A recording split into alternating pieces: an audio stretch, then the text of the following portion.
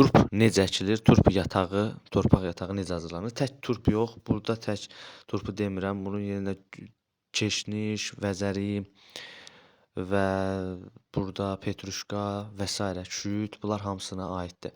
Buradakılar əsasən payızlıq turpdur, spanaq var, keşni əkilib, onları indi şumlayıb torpağa verəcəyəm. Həm torpaq mikroorqanizmini canlandırsın, həm də torpağın məhsuldarlığını artırsın.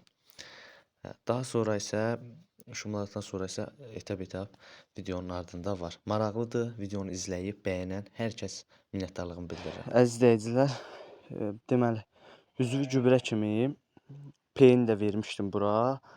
İndi peyin bəsdir. Peyini ildə 2 ildən, 3 ildən bir vermək bəs edir. İndi isə Leonardit verəcəm. Gördüyünüz Leonarditimizi belə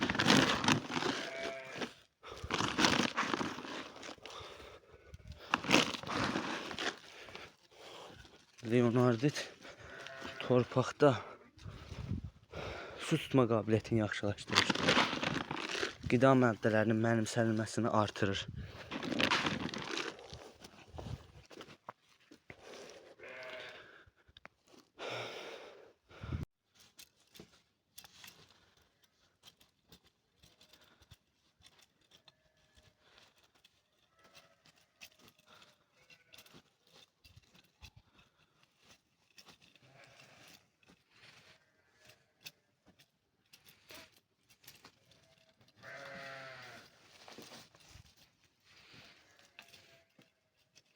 Toxumlarını seyrək səpmək lazımdır.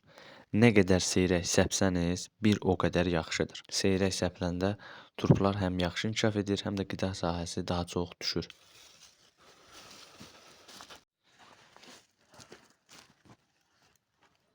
Bıraxma bax.